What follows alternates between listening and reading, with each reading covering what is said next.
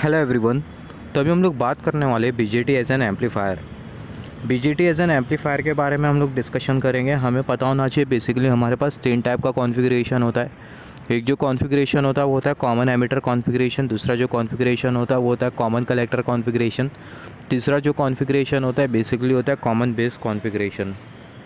तो यहाँ पर हम लोग क्या करेंगे, सबसे पहले हम लोग बीजेटी को एम्पलीफायर के तौर पर यूज़ करेंगे इन कॉमन एमिटर कॉन्फ़िगरेशन, जिसमें हम लोग क्या कैलकुलेट करेंगे, वोल्टेज गेन कैलकुलेट करेंगे, करंट गेन कैलकुलेट करेंगे, इनपुट और आउटपुट रेसिस्टेंस कैलकुलेट करेंगे। हमें पता है current gain, voltage gain, input output resistance से हम लोग जो कैलकुलेट करते हैं वो कौन सी एनालिसिस में आता है, lower frequency analysis, higher frequency analysis या फिर मिड बैंड एनालिसिस। तो ऑब्वियसली मिड बैंड एनालिसिस में आता है। तो यहाँ पर हम लोग सबसे पहले कंसिडर करेंगे कॉमन एमिटर कॉन्फ़िगरेशन, और तीनों में हम लोग गेन, कॉमन एमिटर कॉन्फ़िगरेशन में हम लोग गेन फाइंड आउट करेंगे, voltage gain, current gain, input and output resistance. फिर उसके बाद हम लोग देखेंगे कॉमन एमिटर का एप्लीकेशन क्या होता है। फिर उसके बाद हम लोग कंसिडर करेंगे कॉमन कलेक्टर कॉन्फ़िगरेशन, जिसमें हम लोग वोल्टेज गेन, करंट गेन का रिलेशन देखेंगे। फिर इनपुट आउटपुट रेसिस्टेंस भी देखेंगे, और हम लोग देखेंगे कॉमन कलेक्टर कॉन्फ़िगरेशन का क्या एप्लीकेशन होता है। सिमिलरली लास्ट में हम लोग बात करेंगे कॉमन बेस कॉन्फ़िगरेशन के बारे में, जिसमें हम लोग वोल्टेज गेन देखेंगे, इनपुट आउटपुट रेसिस्टेंस देखेंगे, करंट गेन देखेंगे, और अल्टीमेटली हम लोग देखेंगे एप्लीकेशन, और तीनों का फिर हम लोग लास्ट में करेंगे कंपैरिजन। तो यहाँ पर हम लोग सबसे पहला कंसिडर कर लेते हैं common emitter configuration. Common emitter configuration अगर हम लोग देखें तो कॉमन एमिटर कॉन्फ़िगरेशन हमें कुछ इस तरीके से मिलेगा। यहाँ पर ये कॉन्फ़िगरेशन को हम लोग कॉमन एमिटर कॉन्फ़िगरेशन क्यों बोल रहे हैं, क्योंकि अगर हम लोग देखें यहाँ पर ये हमने कंसिडर कर लिया, ये है बीजेटी। यहाँ पर ये हमें दिखाई दे रहा है बेस टर्मिनल, कर्सर की टिप, ये हमने कंसिडर कर लिया बेस टर्मिनल। ये वाला जो टर्मिनल जो दिखाई दे रहा है ये है कलेक्टर टर्मिनल, और ये वाला जो टर्मिनल जो दिखाई दे रहा है जो कि कर्सर की टिप शो कर रही है, ये वाला जो टर्मिनल है कौन सा टर्मिनल है, एमिटर टर्मिनल है। तो यहाँ पर अगर हम लोग देखें जो इनपुट है वो हम लोग कौन से टर्मिनल पे दे रहे हैं, बेस टर्मिनल पे दे रहे हैं, और जो आउटपुट है वो हम लोग कौन से टर्मिनल से ले रहे हैं, कलेक्टर टर्मिनल से ले रहे हैं। तो जो बचा हुआ जो टर्मिनल है वो कौन सा टर्मिनल है, एमिटर टर्मिनल है। ऐसे जो कॉन्फ़िगरेशन है इसको हम लोग बोलेंगे कॉमन एमिटर कॉन्फ़िगरेशन। यहाँ पर अगर हम लोग देखें, यहाँ पर हमने लगा के रखा है capacitor, C1 capacitor, C2 capacitor. ये बेसिकली होते हैं कपलिंग कैपेसिटर, इसके बारे में हमने डिस्कशन किया है। यहाँ पर ये CE, ये जो कैपेसिटर जो लगा है ये कौन सा कैपेसिटर है, बाईपास कैपेसिटर। यहाँ पर हमें रेसिस्टेंसेस दिखाई दे रहे हैं R1, R2, और यहाँ पर ये RC, और ये एमिटर रेसिस्टेंस, और ये कलेक्टर रेसिस्टेंस, और यहाँ पर ये हमने कंसिडर कर लिया लोड रेसिस्टेंस, और यहाँ पर ये हमें दिखाई दे रहा है बेस रेसिस्टेंस, और यहाँ पर ये हमने कंसिडर कर लिया इनपुट सप्लाई वोल्टेज। तो यहाँ पर अगर आप देखो, सबसे पहले आपको क्या कैलकुलेट करना है, इनपुट रेसिस्टेंस और आउटपुट रेसिस्टेंस कैलकुलेट करना है। तो इनपुट रेसिस्टेंस और आउटपुट रेसिस्टेंस आपको कहाँ कहाँ मिलेगा, तो यहाँ पर आप देखो ये पर्टिकुलर पॉइंट पर आपको मिलेगा इनपुट रेसिस्टेंस। ये सबसे पहला यहाँ पर आपको मिलेगा, यहाँ पर ये बीजेटी आपको दिखाई दे रहा है। बीजेटी के लेफ्ट हैंड साइड में आपको इनपुट रेसिस्टेंसेस मिलेंगे, और राइट हैंड साइड में आपको आउटपुट रेसिस्टेंसेस मिलेंगे। तो यहाँ पर अभी अगर हम लोग देखें पर्टिकुलर पॉइंट पर हमें कौन सा रेसिस्टेंस मिलेगा, ये पर्टिकुलर पॉइंट पर हमें मिलेगा इनपुट रेसिस्टेंस 1। फिर उसके बाद ये पर्टिकुलर पॉइंट पर आपको मिलेगा इनपुट रेसिस्टेंस 2, और ये पर्टिकुलर पॉइंट पर आपको क्या मिलेगा, इनपुट रेसिस्टेंस 3 मिलेगा। तो यहाँ से आप कैलकुलेट करोगे इनपुट रेसिस्टेंस 1, यहाँ से इनपुट रेसिस्टेंस 2, और यहाँ से आप कैलकुलेट करोगे इनपुट रेसिस्टेंस 3। सिमिलरली यहाँ से आप क्या कैलकुलेट करोगे, आउटपुट रेसिस्टेंस कैलकुलेट करोगे। यहाँ से आपको मिलेगा आउटपुट रेसिस्टेंस 1, और यहाँ से आपको क्या मिल जाएगा, आउटपुट रेसिस्टेंस 2 मिलेगा, राइट। तो यहाँ पर आप देखो ये रेसिस्टेंसेस कैलकुलेट करने से पहले आपको क्या करना होगा, पूरा जो कॉन्फ़िगरेशन आपको जो दिखाई दे रहा है ये पूरे कॉन्फ़िगरेशन का आपको कंसिडर करना है पाई मॉडल। पाई मॉडल बनाना एकदम सिंपल सा है। पाई मॉडल की जो सर्किट होगी वो आपको कुछ इस तरीके से मिलेगी। ये आपने कंसिडर कर लिया पाई मॉडल। तो यहाँ पर अगर हम लोग देखें, जब भी हम लोग कॉमन एमिटर कॉन्फ़िगरेशन का, जब भी आप कॉमन एमिटर कॉन्फ़िगरेशन का पाई मॉडल बनाओगे, यहाँ पर हम लोग पाई मॉडल क्यों बना रहे हैं, क्योंकि पाई मॉडल क्या हेल्प से input resistance output resistance calculate करना बहुत हद तक आपके लिए आसान हो जाएगा। तो यहाँ पर अगर हम लोग देखें, यहाँ पर ये हमने कंसिडर कर लिया है पाई मॉडल। यहाँ पर अगर हम लोग देखें पाई मॉडल की जो सर्किट होगी वो आपको कुछ इस तरीके से मिलेगी। यहाँ पर ये आपको दिखाई दे रहा है करंट सोर्स, जिसको हम लोग नाम देते हैं GMVB, और यहाँ पर ये आपको जो रेसिस्टेंस जो दिखाई दे रहा है कौन सा रेसिस्टेंस है, बेस एमिटर रेसिस्टेंस है। यहाँ पर आप देखो जो बेस टर्मिनल आपको जो दिखाई दे रहा है ये बेस टर्मिनल, और यहाँ पर ये एमिटर टर्मिनल के बीच का जो रेसिस्टेंस है वो बेस एमिटर रेसिस्टेंस, उसको हमने यहाँ पर कंसिडर किया। और ये जो बेस एमिटर रेसिस्टेंस है इसके अक्रॉस जो वोल्टेज होगा वो क्या होगा, वो होगा VBE। और यहाँ पर ये जो बेस एमिटर रेसिस्टेंस हमने जो कंसिडर किया है इसको आप क्या नाम दोगे, इसको हम लोग नाम देंगे R पाई। तो यहाँ पर ये बेस एमिटर रेसिस्टेंस के थ्रू आपको मिलेगा इनपुट रेसिस्टेंस 1, राइट। सिमिलरली यहाँ पर अगर हम लोग देखें, जैसे कि हमने डिस्कस किया था, यहाँ पर इनपुट रेसिस्टेंस 1 हमें यहाँ पर मिल रहा था। सिमिलरली पाई मॉडल में आप देखो ये बेस इनपुट रेसिस्टेंस 1 होगा वो आपको यहाँ पर मिलेगा। जो इनपुट रेसिस्टेंस 1 होगा वो आप किसके अक्रॉस कैलकुलेट करोगे, जो बेस एमीटर रेसिस्टेंस है ये वाला रेसिस्टेंस, उसके अक्रॉस कैलकुलेट करोगे। यहाँ पर अगर आप देखो ये वाला रेसिस्टेंस, यहाँ पर ये R1 रेसिस्टेंस और यहाँ पर ये R2 रेसिस्टेंस, ये जो रेसिस्टेंस आपको जो दिखाई दे रहा है आगे जाके हो जाएगा ग्राउंड।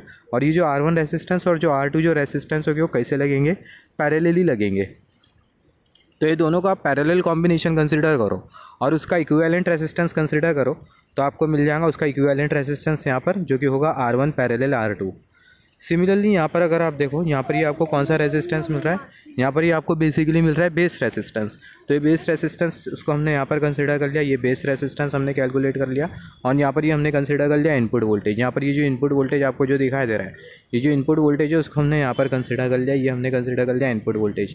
तो यहाँ पर आप देखो ये जो बेस एमीटर रेजिस्टेंस आपको जो दिखाई दे रहा है इसके अक्रॉस आप कैलकुलेट करोगे इनपुट रेजिस्टेंस 1। यहाँ पर ये वाला जो रेजिस्टेंस है इसके अक्रॉस आप कैलकुलेट करोगे इनपुट रेजिस्टेंस 2। और यहाँ पर ये जो बेस रेजिस्टेंस या फिर आप बोल सकते हो यहाँ से आप कैलकुलेट करोगे पर्टिकुलर पॉइंट पर आप कैलकुलेट करोगे इनपुट रेजिस्टेंस 3।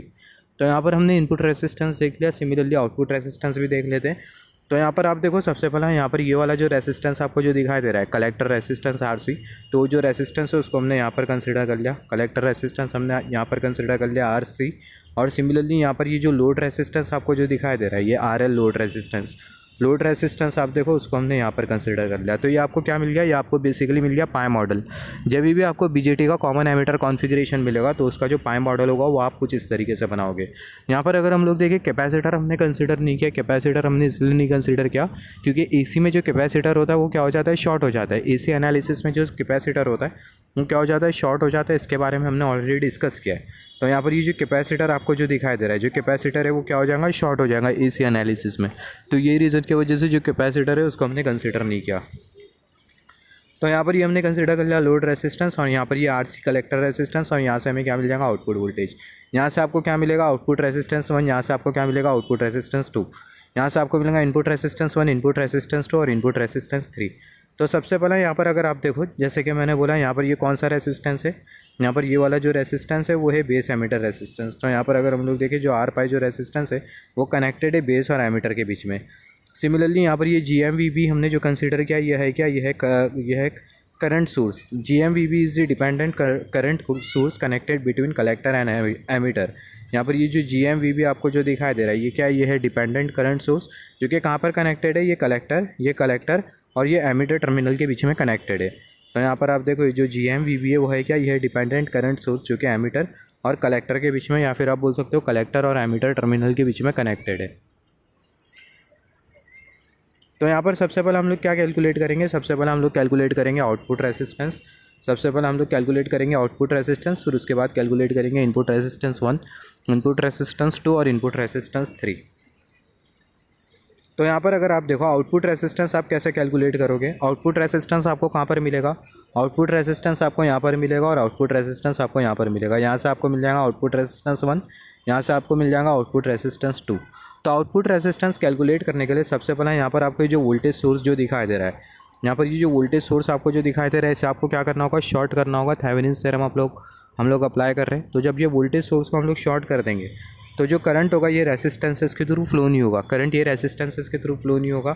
उसका मतलब ये पूरी जो सर्किट होगी वो क्या हो जाएंगी, हट जाएंगी। और यहाँ पर ये जो करंट सोर्स आपको जो दिखाई दे रहा है ये क्या हो जाएगा, ओपन सर्किट हो जाएगा। तो ये करंट सोर्स क्या हो जाएगा, ओपन सर्किट हो जाएगा। तो ये पूरी सर्किट हट जाएंगी और ये जो करंट सोर्स है वो ओपन सर्किट हो जाएगा। तो यहाँ पर अगर हम लोग देखें जो करंट सोर्स है उसको हमने ओपन सर्किट कंसिडर कर लिया। और यहाँ पर आप देखो हम लोग को कौन सा आउटपुट रेजिस्टेंस कैलकुलेट करना है, आउटपुट रेजिस्टेंस 1 कैलकुलेट करना है। तो यहाँ पर ये जो रेजिस्टेंस है वो आपको कंसिडर करना होगा क्योंकि यहाँ पर जो आउटपुट रेजिस्टेंस 1 है वो ये रेजिस्टेंस के साथ एसोसिएटेड है।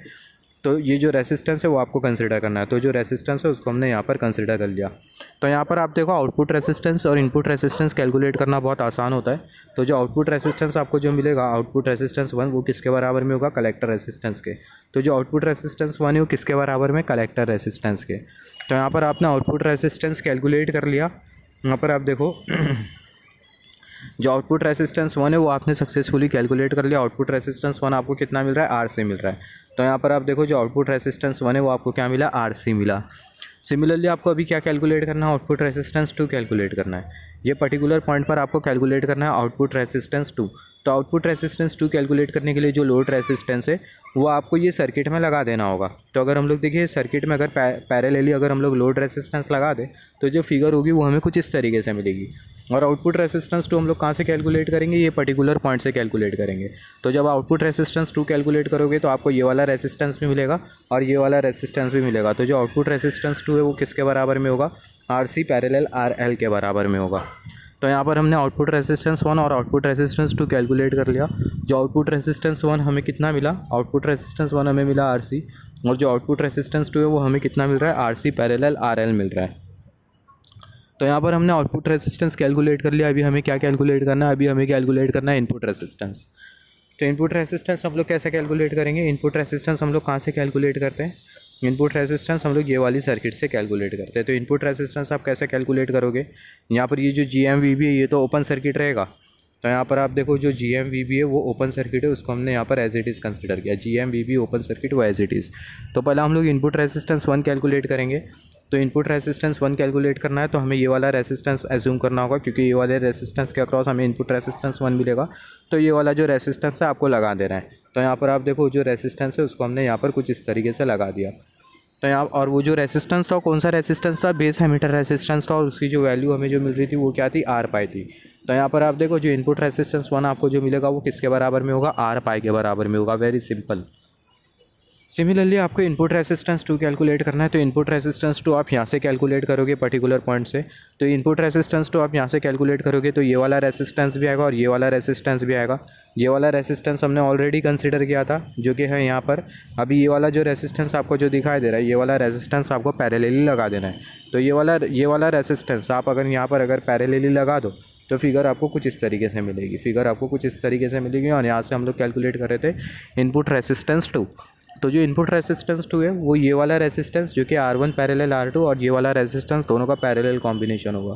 तो इनपुट रेजिस्टेंस 2 ये बराबर में होगा R1 पैरेलल R2 और यहाँ पर ये हमने कंसिडर कर लिया पैरेलल R पाई। तो यहाँ पर हमने इनपुट रेजिस्टेंस 1 भी कैलकुलेट कर लिया और इनपुट रेजिस्टेंस 2 भी कैलकुलेट कर लिया। तो इनपुट रेजिस्टेंस 1 आपको क्या मिला, R पाई मिला। इनपुट रेजिस्टेंस 2 आपको क्या मिला, आपको मिला R1 parallel R2 parallel R पाई। सिमिलरली आपको कंसिडर करना है अभी इनपुट रेजिस्टेंस 3। तो इनपुट रेजिस्टेंस 3 आप कहाँ से कैलकुलेट करोगे, यहाँ से कैलकुलेट करोगे। तो इनपुट रेजिस्टेंस 3 कैलकुलेट जब आप करोगे तो ये वाला रेजिस्टेंस भी आ जाएगा। तो ये जो रेजिस्टेंस आपको जो दिखाई दे रहा है उसको आपको ये वाली फिगर में सीरीज़ में लगा देना है। तो ये वाली फिगर में आप अगर सीरीज़ में लगा दो तो जो फिगर होगी वो आपको कुछ इस तरीके से मिलेगी, राइट। तो जो इनपुट रेजिस्टेंस 3 है वो क्या होगा, ये दोनों जो रेजिस्टेंस है ये दोनों रेजिस्टेंसेस का पैरेलल कॉम्बिनेशन, और वो पैरेलल कॉम्बिनेशन के साथ ये वाला जो रेजिस्टेंस है वो कैसा लगेगा, सीरीज़ में लगेगा। तो आपको क्या मिलेगा, सबसे पहले दोनों रेजिस्टेंसेस का पैरेलल कॉम्बिनेशन। तो आपको मिलेगा R1 पैरेलल R2 ये वाला रेजिस्टेंस, फिर उसके साथ पैरेलल कॉम्बिनेशन किसका, R पाई का। ये जो R पाई जो रेजिस्टेंस है उसको हमने यहाँ पर कंसिडर किया, और ये पूरे कॉम्बिनेशन के साथ ये जो RB जो रेजिस्टेंस है वो कैसा लगेगा, सीरीज़ में लगेगा। तो यहाँ पर अगर हम लोग देखें यहाँ पर हमने कंसिडर कर लिया प्लस RB। तो यहाँ पर ये आपको क्या मिल गया, ये आपको बेसिकली मिल गया इनपुट रेजिस्टेंस 3। यहाँ से आपने क्या कैलकुलेट कर लिया, यहाँ से आपने कैलकुलेट कर लिया इनपुट रेजिस्टेंस 3। तो यहाँ से आपने इनपुट रेजिस्टेंस 3 भी कैलकुलेट कर लिया। तो इनपुट रेजिस्टेंस 3 आपको क्या मिला, R1 parallel R2 parallel R पाई, और ये पूरे को आपने सीरीज़ में कंसिडर कर लिया प्लस RB के साथ। तो यहाँ से आपको मिल गया इनपुट रेजिस्टेंस 3, यहाँ से इनपुट रेजिस्टेंस 2, यहाँ से आपको मिल गया इनपुट रेजिस्टेंस 1, यहाँ से आउटपुट रेजिस्टेंस 2, और यहाँ से आपको मिल गया आउटपुट रेजिस्टेंस 1। तो यहाँ पर आपने आउटपुट रेजिस्टेंस और जो इनपुट रेजिस्टेंस है उसको आपने इजीली कैलकुलेट कर लिया। इनपुट रेजिस्टेंस और जो आउटपुट रेजिस्टेंस है उसका जो कैलकुलेशन होता है बहुत सिंपल होता है। यहाँ पर एक बहुत इंपॉर्टेंट चीज़ जो कि आपको पता होना चाहिए, यहाँ पर अगर हम लोग देखें यहाँ पर तो हमने कंसिडर किया था बाईपास कैपेसिटर। यहाँ पर अगर हम लोग देखें यहाँ पर हमने कंसिडर किया था बाईपास कैपेसिटर। यहाँ पर आप देखो जब बाईपास कैपेसिटर प्रेजेंट होता है तो जो इनपुट रेजिस्टेंस आपको जो मिल रहा था वो कितना मिल रहा था, स्पेसिफिकली इनपुट रेजिस्टेंस 1 आपको कितना मिल रहा था, इनपुट रेजिस्टेंस 1 आपको मिल रहा था R पाई। इनपुट रेजिस्टेंस 1 आपको मिल रहा था R पाई। तो जब भी बाईपास कैपेसिटर प्रेजेंट होता है तो जो इनपुट रेजिस्टेंस होता है किसके बराबर में होता है, R पाई के बराबर में होता है। तो यहाँ पर अभी अगर हम लोग देखें जब बाईपास कैपेसिटर प्रेजेंट होता है तो जो इनपुट रेजिस्टेंस है वो किसके बराबर में होता है, R पाई के बराबर में होता है। मगर जब ये बाईपास कैपेसिटर प्रेजेंट नहीं होता है तो जो इनपुट रेजिस्टेंस होता है, जो इनपुट रेजिस्टेंस वो बराबर में हो जाता है R पाई 1 प्लस GMRE टाइम्स के। तो ये बहुत बहुत इंपॉर्टेंट, आपको इसको नोट डाउन करना होगा। जब आप बाईपास कैपेसिटर निकाल देते हो यहाँ पर अगर हम लोग देखें, when we remove bypass capacitor then input resistance will become 1 plus GMRE time of previous input resistance. मतलब यहाँ पर जब बाईपास कैपेसिटर प्रेजेंट होता है तो जो इनपुट रेसिस्टेंस होता है वो आपको R पाई मिलता है। जब आप बाईपास कैपेसिटर हटा दोगे तो जो इनपुट रेसिस्टेंस होगा 1 प्लस GMRE टाइम्स क्या हो जाएगा, GMRE टाइम्स। यहाँ पर अगर आप देखो जो जैसे कि हमने डिस्कस किया, जब हम लोग बाईपास कैपेसिटर निकाल देंगे, मैंने उसको नोट डाउन किया इंपॉर्टेंट पॉइंट को। जब आप बाईपास कैपेसिटर निकाल दोगे तो आपका जो इनपुट रेसिस्टेंस होगा वो कितने से इंक्रीज़ कर जाएगा, 1 प्लस GMRE टाइम से। तो यहाँ पर आप देखो, when we remove bypass capacitor then input resistance will get decrease by 1 plus GMRE times in comparison with the previous input resistance when bypass capacitor is not present. तो आपको ये note down करना होगा, सर्किट में लगा हुआ है bypass capacitor, तो आपको जो इनपुट रेसिस्टेंस जो मिल रहा है वो आपको कितना मिल रहा है, R पाई मिल रहा है। जब आप बाईपास कैपेसिटर को हटा दोगे तो जो इनपुट रेसिस्टेंस होगा वो 1 प्लस GMRE टाइम क्या हो जाएगा, 1 प्लस GMRE टाइम्स इंक्रीज़ कर जाएगा। सिमिलरली यहाँ पर आप देखो, जब आप बाईपास कैपेसिटर ऐड करोगे, फॉर एग्जांपल आपने CE कॉन्फ़िगरेशन कंसिडर किया BJT का और बाईपास कैपेसिटर नहीं लगाए और आपने बाईपास कैपेसिटर को ऐड किया, बाईपास कैपेसिटर जब आप ऐड करोगे तो जो इनपुट रेसिस्टेंस होगा वो क्या हो जाएगा, डिक्रीज़ कर जाएगा 1 प्लस GMRE टाइम से इन comparison with the last input resistance. तो ये बहुत इंपॉर्टेंट है। जब आप बाईपास कैपेसिटर रिमूव कर देते हो तो जो इनपुट रेसिस्टेंस है वो क्या हो जाता है, इंक्रीज़ कर जाता है, कितने से, 1 प्लस GMRE टाइम से। और जब बाईपास कैपेसिटर आप ऐड कर देते हो तो जो इनपुट रेसिस्टेंस है वो क्या हो जाता है, डिक्रीज़ कर जाता है, कितने से, 1/1 प्लस GMRE टाइम से। यहाँ पर अगर हम लोग देखें, यहाँ पर हमने क्या कैलकुलेट किया, यहाँ पर हमने कैलकुलेट किया इनपुट रेसिस्टेंस, आउटपुट रेसिस्टेंस हमने कैलकुलेट किया। और जैसे कि हमने डिस्कस किया था, input resistance, output resistance, current gain, voltage gain, ये हम लोग कौन सी एनालिसिस में कैलकुलेट करते हैं, मिड बैंड एनालिसिस में कैलकुलेट करते हैं। तो यहाँ पर अगर हम लोग देखें, here we are calculating input resistance and output resistance, hence analysis is mid band analysis. ये जो एनालिसिस है इसको हम लोग कौन से एनालिसिस बोलेंगे, मिड बैंड एनालिसिस बोलेंगे। तो ये बहुत इंपॉर्टेंट है। तो यहाँ से हमने क्या डिस्कशन किया, यहाँ से हमने ये देखा, जब हम लोग बाईपास कैपेसिटर को हटा देते, जब हम लोग बाईपास कैपेसिटर को रिमूव कर देते तो बेसिकली होता क्या है, जब हम लोग बाईपास कैपेसिटर को रिमूव कर देते तो जो इनपुट रेसिस्टेंस है वो क्या हो जाता है, इंक्रीज़ कर जाता है 1 प्लस GMRE टाइम से। और जब हम लोग बाईपास कैपेसिटर को ऐड कर देते तो जो इनपुट रेसिस्टेंस है वो डिक्रीज़ कर जाता है 1/1 प्लस GMRE टाइम से। तो यहाँ पर हमने इनपुट रेसिस्टेंस और आउटपुट रेसिस्टेंस कैलकुलेट किया। यहाँ पर आप देखो, ये BJT का जो इनपुट, जब BJT को आप यूज़ करोगे as an amplifier in CE configuration, तो जो इनपुट रेसिस्टेंस और जो आउटपुट रेसिस्टेंस आपको जो मिलता है वो आपको मिलता है मॉडरेट। यहाँ पर ये जो इनपुट रेसिस्टेंस, आउटपुट रेसिस्टेंस हमने जो कैलकुलेट किया, इसकी वैल्यू होगी, राइट, हाई होगा, लो होगा, मॉडरेट होगा। तो इनपुट रेसिस्टेंस और जो आउटपुट रेसिस्टेंस होता है इसकी जो वैल्यू होती है वो कैसी होती है, मॉडरेट होती है। कैसी होती है, मॉडरेट होती है। तो जब आप BJT को कॉमन एमिटर कॉन्फ़िगरेशन में यूज़ करते हो तो इनपुट रेसिस्टेंस और आउटपुट रेसिस्टेंस आप जो कैलकुलेट करते हो उसकी जो वैल्यू आपको जो मिलती है वो कैसे मिलती है, मॉडरेट मिलती है। इनपुट रेसिस्टेंस की वैल्यू भी मॉडरेट मिलती है और जो आउटपुट रेसिस्टेंस है उसकी भी जो वैल्यू है वो आपको कैसे मिलती है, मॉडरेट मिलती है। अभी हम लोग क्या कैलकुलेट करेंगे, वोल्टेज गेन कैलकुलेट करेंगे with and without bypass capacitor. हमने कैलकुलेट किया इनपुट आउटपुट रेसिस्टेंस, अभी वोल्टेज गेन कैलकुलेट करेंगे। तो सेम यहाँ पर जो पाई मॉडल है उसको हमने यहाँ पर कुछ इस तरीके से कंसिडर किया। ये पाई मॉडल हमने यहाँ पर कंसीडर किया है। यहाँ पर ये करंट सोर्स और यहाँ पर ये RC resistance, RL resistance, base emitter resistance, R1 parallel, R2 resistance, input voltage, और यहाँ पर ये हमने कंसीडर कर लिया बेस रेसिस्टेंस। यहाँ पर आप देखो, आपको क्या करना होगा, यहाँ पर आपको पोटेंशियल आइडेंटिफाई करना होगा। यहाँ पर आप देखो, यहाँ पर पॉजिटिव पोटेंशियल बनेगा, यहाँ पर नेगेटिव पोटेंशियल, यहाँ पर पॉजिटिव पोटेंशियल, यहाँ पर नेगेटिव पोटेंशियल, यहाँ पर पॉजिटिव पोटेंशियल, यहाँ पर नेगेटिव पोटेंशियल, यहाँ पर positive potential, negative potential, positive potential, और यहाँ पर आपको क्या मिलेगा, नेगेटिव पोटेंशियल मिलेगा। ग्राउंड पर हमें जो पोटेंशियल जो मिलता है वो कैसा होता है, नेगेटिव पोटेंशियल होता है, राइट। तो यहाँ पर अगर आप देखो, आपको इनपुट वोल्टेज और आउटपुट वोल्टेज कहाँ कैलकुलेट करना होगा। यहाँ से आपको मिलेगा इनपुट वोल्टेज 1, ये पर्टिकुलर जो पोटेंशियल आपको जो दिखाई दे रहा है, पॉजिटिव और नेगेटिव पोटेंशियल। यहाँ से आपको मिलेगा इनपुट वोल्टेज 1, ये पोटेंशियल पर आपको मिलेगा इनपुट वोल्टेज 2, ये पोटेंशियल पे आपको क्या मिलेगा, इनपुट वोल्टेज 3। जो इनपुट वोल्टेज 3 वो किसके बराबर में होगा, VI के बराबर में होगा। यहाँ से आपको क्या मिलेगा, यहाँ से आपको मिलेगा आउटपुट वोल्टेज 1 और यहाँ से आपको क्या मिलेगा, आउटपुट वोल्टेज 2 मिलेगा लोड रेसिस्टेंस के अक्रॉस। तो यहाँ पर आप देखो, ये जो सर्किट है आप इसको और सिंप्लीफाई कर सकते हो। दोनों जो रेसिस्टेंसेज है इसका इक्विवेलेंट रेसिस्टेंस कंसीडर करो, जिसको हमने यहाँ पर कंसीडर किया। तो जो इक्विवेलेंट रेसिस्टेंस होगा वो क्या होगा, वो होगा RC parallel RL, RC parallel RL। और ये जो रेसिस्टेंस के अक्रॉस जो पोटेंशियल है उसको हमने यहाँ पर कंसीडर किया, ये प्लस और यहाँ पर ये माइनस।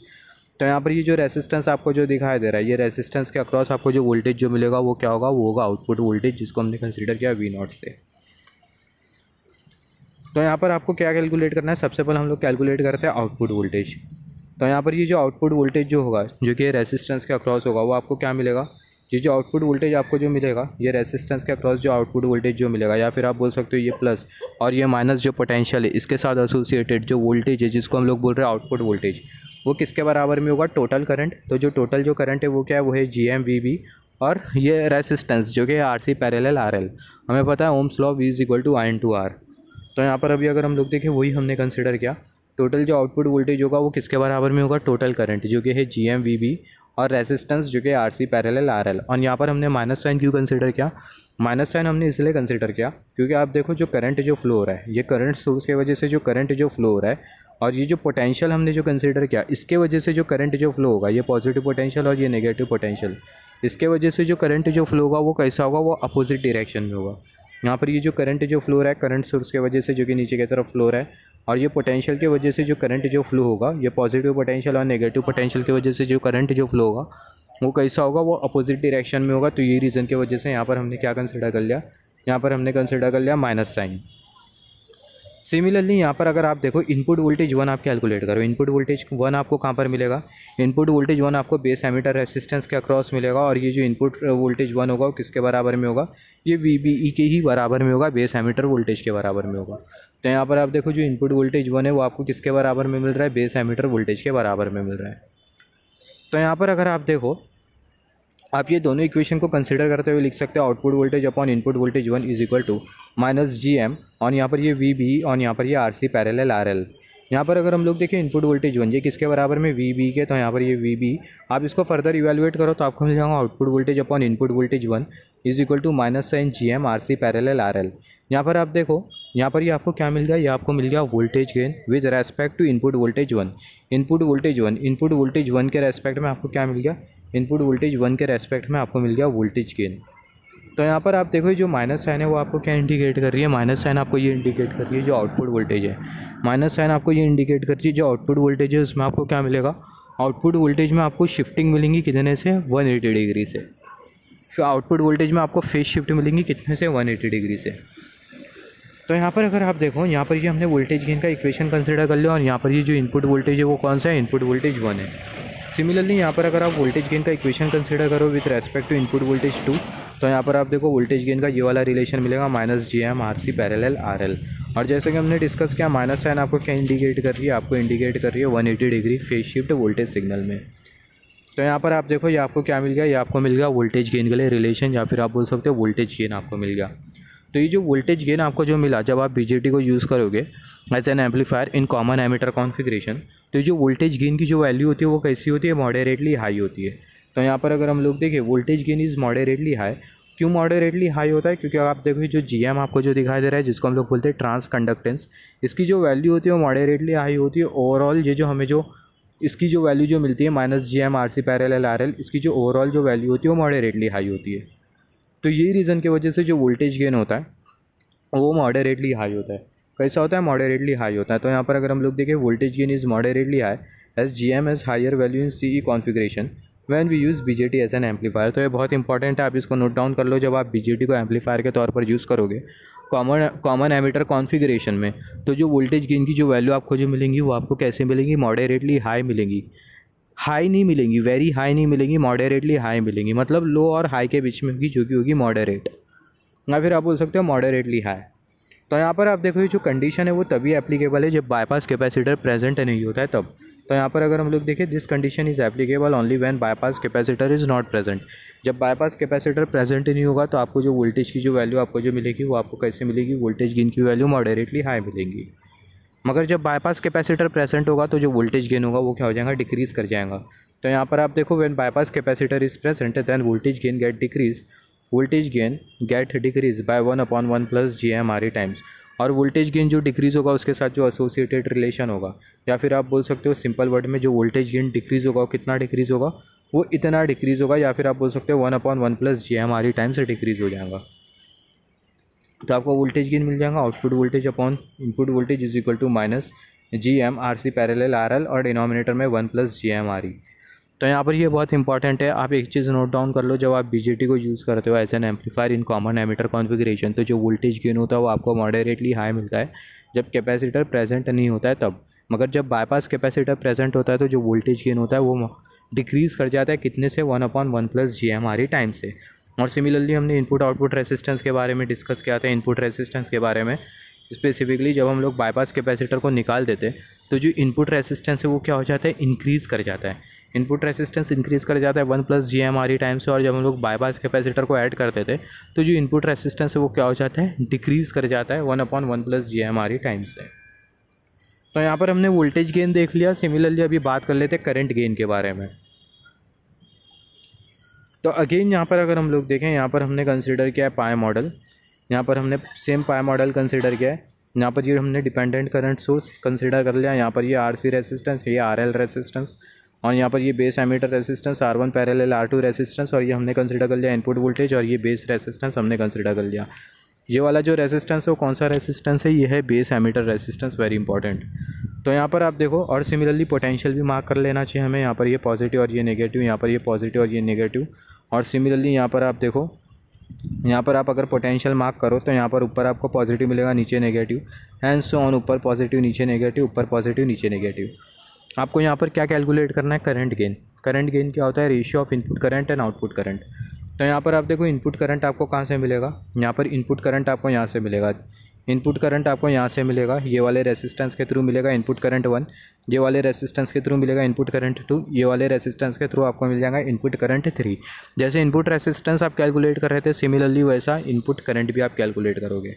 सिमिलरली ये वाले रेसिस्टेंस है आउटपुट करंट 1, ये वाले रेसिस्टेंस है आउटपुट करंट 2। मगर आप देखो ये वाला जो रेसिस्टेंस है, एक्चुअल में आउटपुट करंट आप मेजरमेंट करो तो ये वाला जो रेसिस्टेंस है ये है लोड रेसिस्टेंस, और ये लोड रेसिस्टेंस के थ्रू हमें मिलता है आउटपुट करंट।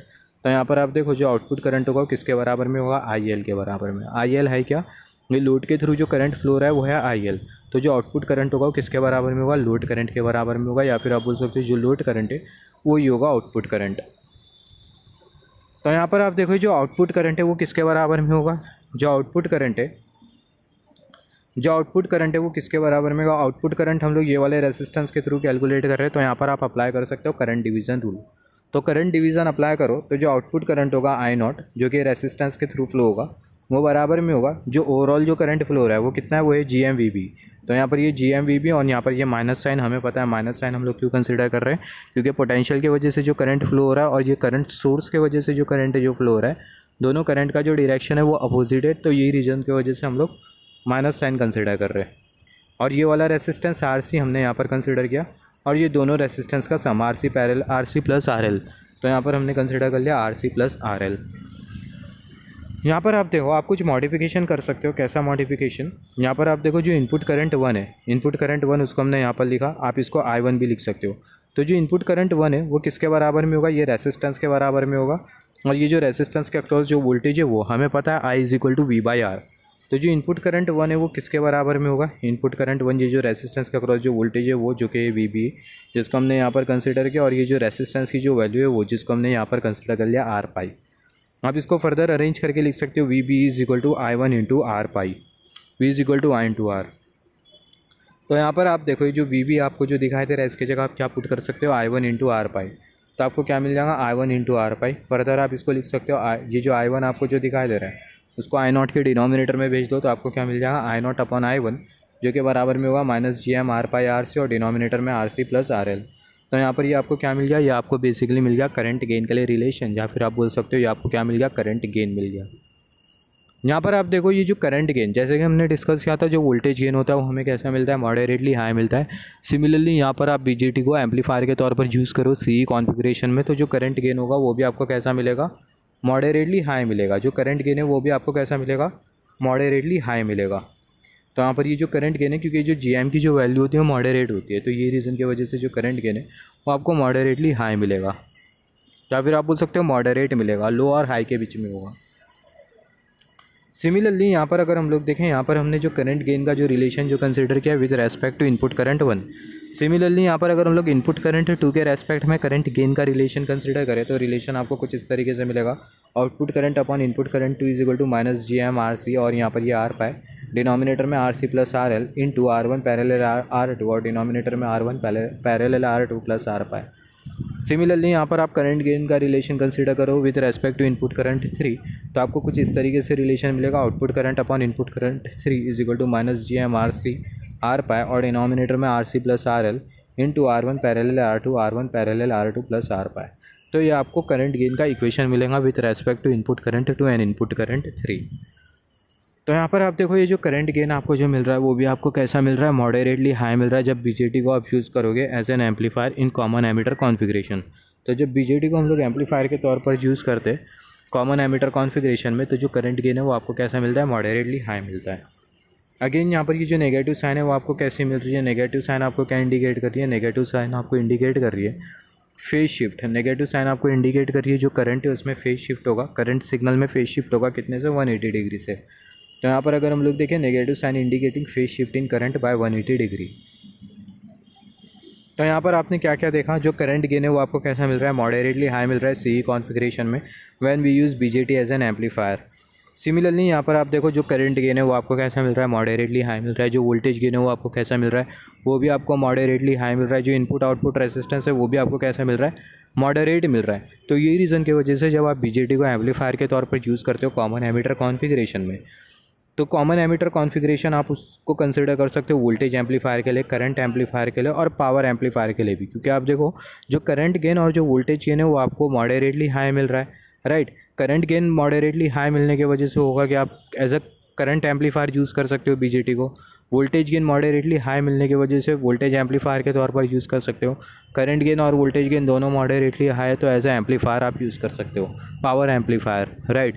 क्योंकि power is equal to voltage into current. तो यहाँ पर अगर हम लोग देखें when we use BJT as an amplifier in common emitter configuration then its voltage gain and current gain will be moderately high.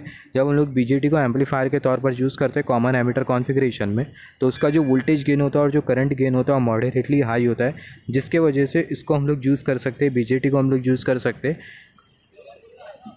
Voltage amplifier के तौर पर, करंट एम्पलीफायर के तौर पर और पावर एम्पलीफायर के तौर पर। कौन से कॉन्फ़िगरेशन में, कॉमन एमीटर कॉन्फ़िगरेशन में। तो यहाँ पर हमने कॉमन एमीटर कॉन्फ़िगरेशन डिस्कस कर लिया। अभी हम लोग बात करेंगे कॉमन कलेक्टर और कॉमन बेस। हम लोग कट टू कट डिस्कशन करते जाएंगे, वोल्टेज गेन कैसा होता है, करंट गेन कैसा होता है एंड सो ऑन। फिर उसके बाद हम लोग कंपैरिजन करेंगे। हम लोग मैथमेटिकल रिलेशन पाई मॉडल नहीं बनाएंगे कॉमन कलेक्टर और कॉमन बेस के लिए।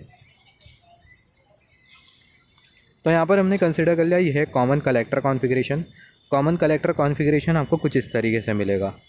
यहाँ पर ये कॉन्फ़िगरेशन को हम लोग कैसा कॉमन कलेक्टर कॉन्फ़िगरेशन बोल रहे हैं, क्योंकि अगर हम लोग देखें यहाँ पर ये हमने कंसिडर कर लिया बीजेटी, जो इनपुट है वो हम लोग दे रहे हैं बेस पे और जो आउटपुट है वो हम लोग कहाँ से ले रहे हैं, एमीटर से ले रहे हैं।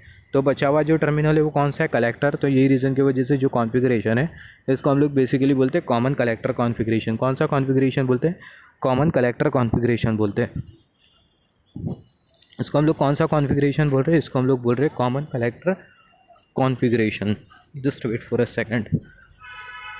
तो ये कॉन्फ़िगरेशन का नाम क्या है, कॉमन कलेक्टर कॉन्फ़िगरेशन। तो यहाँ पर अगर हम लोग देखें ये जो कॉन्फ़िगरेशन है इसको हम लोग क्या बोल सकते हैं, इसको हम लोग बोल सकते हैं कॉमन कलेक्टर कॉन्फ़िगरेशन। यहाँ पर अगर हम लोग देखें अगेन यहाँ पर ये C1 कैपेसिटर, C2 कैपेसिटर और यहाँ पर ये resistance R4, R3, R2 and R1। तो यहाँ पर आप देखो ये कॉन्फ़िगरेशन कॉमन कलेक्टर कॉन्फ़िगरेशन है। तो हम लोग कट टू कट जो मेन जो इंपॉर्टेंट पॉइंट है कॉमन कलेक्टर कॉन्फ़िगरेशन में उसके बारे में डिस्कस कर लेते हैं। In common collector configuration voltage gain is slightly less than 1।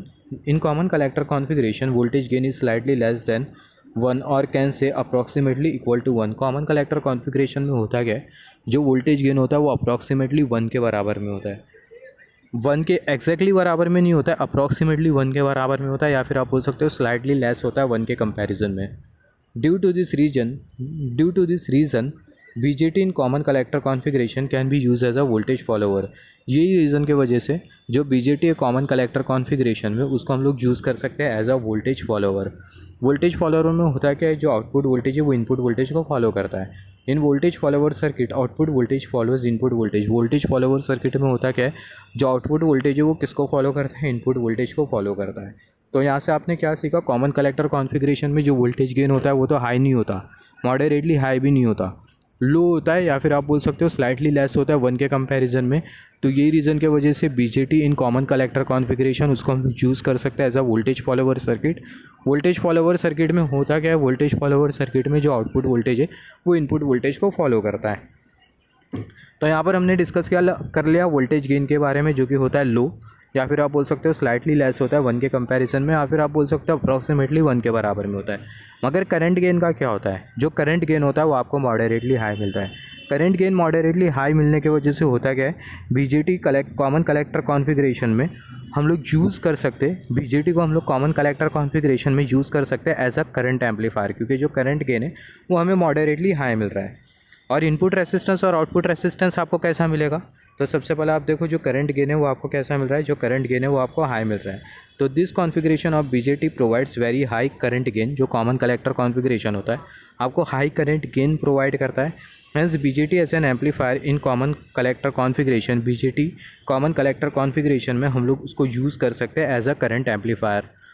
तो यहाँ पर आप कैसा मेमोराइज़ करोगे, आप लोगों को डायरेक्टली अगर आप कोई कॉम्पिटिटिव एग्जाम अटेंड कर रहे हो तो आप लोगों को डायरेक्टली क्वेश्चन पूछ लिया जाएगा कौन से कॉन्फ़िगरेशन में करंट गेन, या फिर आपको ऐसा पूछा जाएगा बीजेटी को हम लोग कॉमन कलेक्टर कॉन्फ़िगरेशन में यूज़ करते हो तो करंट गेन हाई होता है, वोल्टेज गेन हाई होता है, दोनों हाई होते हैं, या फिर नन ऑफ द अबोव आप लोगों को ऐसा पूछा जा सकता है, या फिर ऑल ऑफ द अबोव आपको ऐसा पूछा जा सकता है। तो आप कैसा याद करोगे, कॉमन कलेक्टर कॉन्फ़िगरेशन में जो करंट गेन है वो हाई होता है। तो यहाँ पर आप देखो, यहाँ पर ये कॉमन कलेक्टर कॉन्फ़िगरेशन हम लोग ऐसा लिखते हैं ना, सी, और यहाँ पर ये सी मतलब क्या, कॉमन कलेक्टर। सिमिलरली, और कौन सा गेन हाई है, वोल्टेज गेन या फिर करंट गेन, करंट गेन, और करंट का पहला जो लेटर है वो क्या है, वो है सी। तो यहाँ पर आपको एक सी एज्यूम करना है, ये डबल सी, उसके बाद आपको एक सी एज्यूम करना है, तो आपको इंस्टेंटेनियसली क्लिक हो जाएगा करंट गेन हाई होता है in case of common collector configuration. ये बेसिकली मेरी ट्रिक है जो कि मैं कंसिडर करता हूँ कॉन्सेप्ट को मेमोराइज़ करने के लिए। अगर आपको सही लगा तो आप कंसिडर कर सकते हो, otherwise rest is on up to you. तो यहाँ पर अगर हम लोग देखें जो कॉन्फ़िगरेशन होता है कॉमन कलेक्टर कॉन्फ़िगरेशन, इसमें जो करंट गेन होता है वो मॉडरेटली हाई होता है, हैंस हम लोग करंट एम्पलीफायर के तौर पर यूज़ कर सकते हैं BJT in common collector configuration. Similarly input resistance और आउटपुट रेसिस्टेंस के बारे में बात कर लेते हैं। When we use BJT as an amplifier in common collector configuration, जब बीजेटी को हम लोग एम्पलीफायर के तौर पर यूज़ करते हैं कॉमन कलेक्टर कॉन्फ़िगरेशन में, तो जो इनपुट रेसिस्टेंस होता है वो तो हाई होता है, मगर जो आउटपुट रेसिस्टेंस होता है वो लो होता है। तो आप इसको कैसा मेमोराइज़ करोगे, इनपुट रेसिस्टेंस हाई होता है, आउटपुट रेसिस्टेंस लो होता है। अगर आप कॉमन कलेक्टर कॉन्फ़िगरेशन के सारे पैरामीटर्स अगर बहुत अच्छी तरीके से समझ जाते हो तो जो कॉमन बेस है उसके पैरामीटर्स समझना आपके लिए बहुत आसान होगा, क्योंकि इन्वर्स होगा कॉमन बेस कॉन्फ़िगरेशन में। कॉमन बेस कॉन्फ़िगरेशन में क्या होगा, कॉमन कलेक्टर कॉन्फ़िगरेशन में करंट गेन हाई है तो कॉमन बेस कॉन्फ़िगरेशन में जो वोल्टेज गेन होगा वो हाई होगा। सिमिलरली कॉमन कलेक्टर कॉन्फ़िगरेशन में इनपुट रेसिस्टेंस आपको कैसा मिल रहा है, हाई मिल रहा है, और जो आउटपुट रेसिस्टेंस है वो आपको मिल रहा है लो। कॉमन बेस कॉन्फ़िगरेशन में जो इनपुट रेसिस्टेंस होगा वो लो होगा, और जो आउटपुट रेसिस्टेंस होगा वो आपको हाई मिलेगा। तो यहाँ पर आप देखो, सबसे पहला कॉमन कलेक्टर कॉन्फ़िगरेशन हम लोग बात कर रहे थे। तो कॉमन कलेक्टर कॉन्फ़िगरेशन में जो इनपुट रेसिस्टेंस होता है वो हाई होता है, और जो आउटपुट रेसिस्टेंस होता है वो लो होता है। तो यहाँ पर अगर हम लोग देखें, when we use BJT as an amplifier in CC configuration, then it's input resistance remain high and output resistance remain low. तो यहाँ पर आप इसको कैसा मेमोराइज़ करोगे, आउटपुट में आपको क्या मिल रहा है, करंट गेन मिल रहा है। आउटपुट में जो करंट है वो आपको क्या मिल रहा है, हाई मिल रहा है। करंट गेन आपको मिल रहा है हाई, राइट, जैसे कि हमने थोड़े टाइम पहले डिस्कस किया, आउटपुट में आपको हाई करंट गेन मिल रहा है, या फिर आप बोल सकते हो मॉडरेटली हाई करंट गेन मिल रहा है। मतलब आउटपुट में करंट हाई है, राइट। करंट हाई है, इसका मतलब क्या, आउटपुट का जो रेसिस्टेंस होगा वो क्या होगा, लो होगा। तो यहाँ पर आप देख सकते हो आउटपुट रेसिस्टेंस रिमेन लो। तो आप कुछ इस तरीके से मेमोराइज़ कर सकते हो कॉन्सेप्ट को ईजिली। तो आउटपुट रेसिस्टेंस लो होता है और जो इनपुट रेसिस्टेंस होता है वो हाई होता है, कौन से कॉन्फ़िगरेशन में, कॉमन कलेक्टर कॉन्फ़िगरेशन में। When we use BJT as an amplifier in common collector configuration, then input resistance remain high and output resistance remain low। यहाँ पर आप देखो जैसे कि हमने डिस्कस किया, कॉमन कलेक्टर कॉन्फ़िगरेशन में जो वोल्टेज गेन है वो 1 के कंपैरिजन में कम है, या फिर आप बोल सकते हो अप्रॉक्सीमेटली 1 के बराबर में। तो ये रीज़न की वजह से आप बोल सकते हो ये जो बीजेटी है कॉमन कलेक्टर कॉन्फ़िगरेशन में आप इसको यूज़ कर सकते हो एज अ वोल्टेज फॉलोवर, जिसमें जो आउटपुट वोल्टेज है वो इनपुट वोल्टेज को फॉलो करेगा। सिमिलरली यहाँ पर आप देखो एक और एक एप्लीकेशन होता है बीजेटी कॉमन कलेक्टर कॉन्फ़िगरेशन में, आप इसको यूज़ कर सकते हो as a impedance matching circuit के तौर पर। इम्पीडेंस मैचिंग में क्या होगा, यहाँ पर आप देखो, this configuration of BJT is also use for impedance matching because voltage gain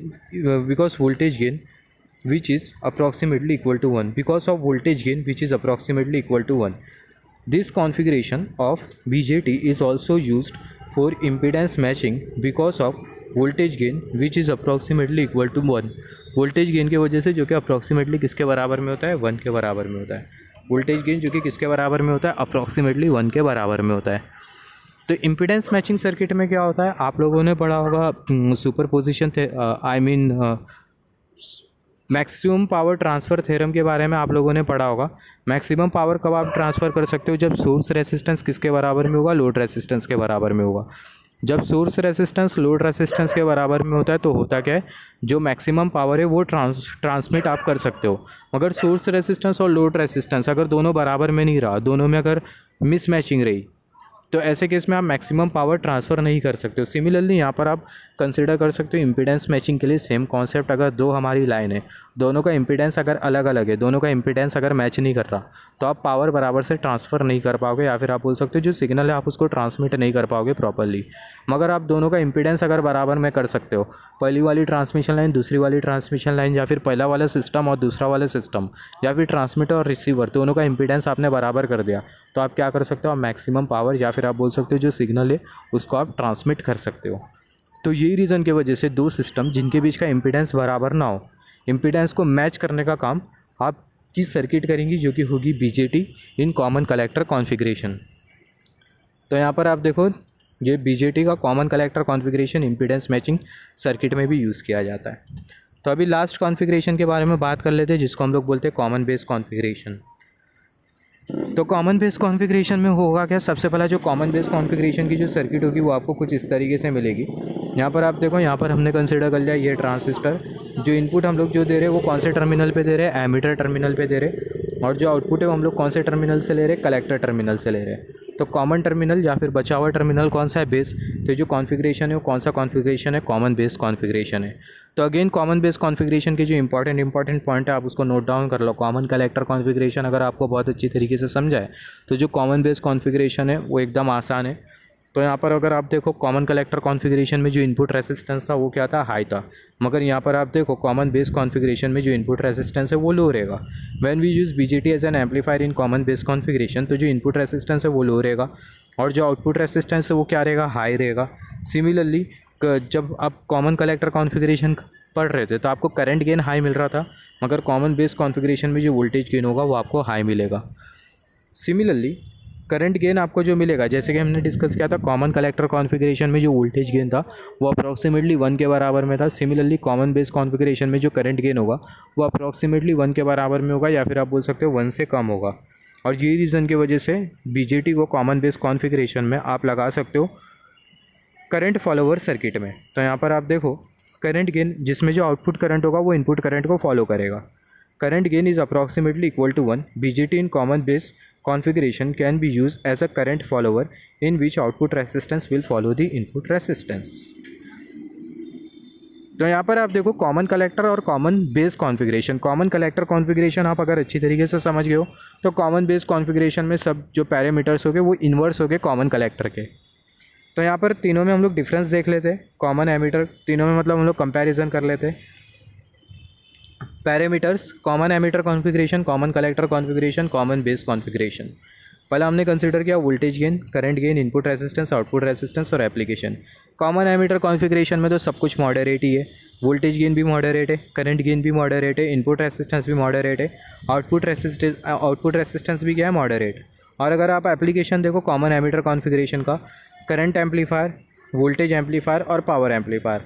current amplifier क्यों, क्योंकि जो करंट गेन है वो मॉडरेटली हाई. वोल्टेज एम्पलीफायर क्यों, क्योंकि जो वोल्टेज गेन है वो भी मॉडरेटली हाई. पावर एम्पलीफायर क्यों, क्योंकि जो करंट गेन और जो वोल्टेज गेन है वो भी मॉडरेटली हाई. और पावर बराबर में होता है करंट इंटू वोल्टेज. तो अगर करंट गेन और वोल्टेज गेन दोनों मॉडरेटली अगर हाई है तो जो पावर होगा वो भी क्या होगा, मॉडरेटली हाई होगा. हैंस हम लोग यूज़ कर सकते हैं सी कॉन्फ़िगरेशन को as a power amplifier.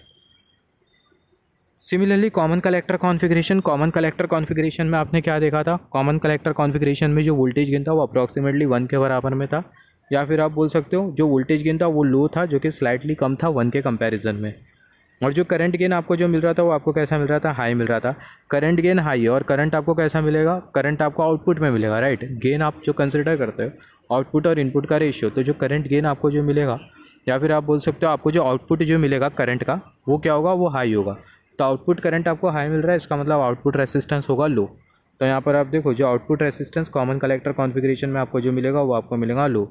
Input resistance आपको कैसा मिलेगा, हाई मिलेगा, right. Similarly common collector configuration को आप यूज़ कर सकते हो ऐसा करंट एम्पलीफायर, क्योंकि करंट गेन हाई है। इम्पीडेंस मैचिंग के तौर पर आप यूज़ कर सकते हो दो सिस्टम की इम्पीडेंस को मैच करने के लिए। वोल्टेज फॉलोवर सर्किट के तौर पर आप यूज़ कर सकते हो कॉमन कलेक्टर कॉन्फ़िगरेशन को। एमीटर फॉलोवर के तौर पे भी आप यूज़ कर सकते हो। सिमिलरली कॉमन बेस कॉन्फ़िगरेशन में जो वोल्टेज गेन है वो आपको कैसा मिलेगा, हाई मिलेगा। करंट गेन का इन्वर्स, कॉमन कलेक्टर का इन्वर्स, कॉमन कॉन्फ़िगरेशन में जितने भी जो पैरामीटर्स होंगे वो कॉमन कलेक्टर कॉन्फ़िगरेशन के इन्वर्स होंगे। जैसे कि कॉमन बेस कॉन्फ़िगरेशन में जो वोल्टेज गेन आपको जो मिल रहा है वो आपको हाई मिल रहा है, और कॉमन कलेक्टर कॉन्फ़िगरेशन में आपको क्या मिल रहा था, लो मिल रहा था। सिमिलरली यहाँ पर आप देखो जो करंट गेन होगा वो आपको कैसा मिलेगा, लो मिलेगा, लेस देन 1 मिलेगा, या फिर आप बोल सकते हो अप्रॉक्सीमेटली इक्वल टू 1 होगा। और ये रीज़न की वजह से कॉमन बेस कॉन्फ़िगरेशन को हम लोग यूज़ करते हैं करंट फॉलोवर सर्किट के तौर पर, जिसमें जो आउटपुट करंट है वो इनपुट करंट को फॉलो करेगा। सिमिलरली यहाँ पर आप देखो जो इनपुट रेसिस्टेंस आपको जो मिलेगा वो आपको कैसा मिलेगा, लो मिलेगा, और आउटपुट रेसिस्टेंस आपको कैसा मिलेगा, हाई मिलेगा। इन्वर्स है कॉमन कलेक्टर कॉन्फ़िगरेशन का। कॉमन कलेक्टर कॉन्फ़िगरेशन में इनपुट रेसिस्टेंस हाई था और जो आउटपुट रेसिस्टेंस है वो आपको क्या मिल रहा है, लो मिल रहा है। मगर कॉमन बेस कॉन्फ़िगरेशन में जो इनपुट रेसिस्टेंस है वो लो है और जो आउटपुट रेसिस्टेंस है वो हाई है। आपको सिर्फ क्या मेमोराइज़ करना है, कॉमन एमीटर कॉन्फ़िगरेशन और कॉमन कलेक्टर कॉन्फ़िगरेशन के पैरामीटर्स। कॉमन एमीटर का तो हम लोग इजीली कर लेते हैं, सब कुछ मॉडरेट होता है। कॉमन कलेक्टर का भी मैंने आप लोगों को बताया, और करंट गेन हाई होता है, आउटपुट रेजिस्टेंस लो होता है। किस तरीके से आप इसको याद रखोगे, आपने कॉमन कलेक्टर कॉन्फ़िगरेशन का याद रखा, कॉमन बेस का जो होगा वो इन्वर्स होगा, एकदम सिंपल है। तो यहाँ पर आप देखो आउटपुट रेजिस्टेंस आपको हाई मिलेगा, और एप्लीकेशन क्या होगा, एप्लीकेशन होगा वोल्टेज एम्पलीफायर और करंट फॉलोवर। वोल्टेज एम्पलीफायर क्यों, क्योंकि जो वोल्टेज गेन आपको जो मिल रहा है वो आपको मॉडरेटली हाई मिल रहा है इन कॉमन बेस कॉन्फ़िगरेशन। तो एज अ वोल्टेज एम्पलीफायर आप यूज़ कर सकते हो कॉमन बेस कॉन्फ़िगरेशन को, और करंट फॉलोवर सर्किट के तौर पर आप यूज़ कर सकते हो कॉमन बेस कॉन्फ़िगरेशन को।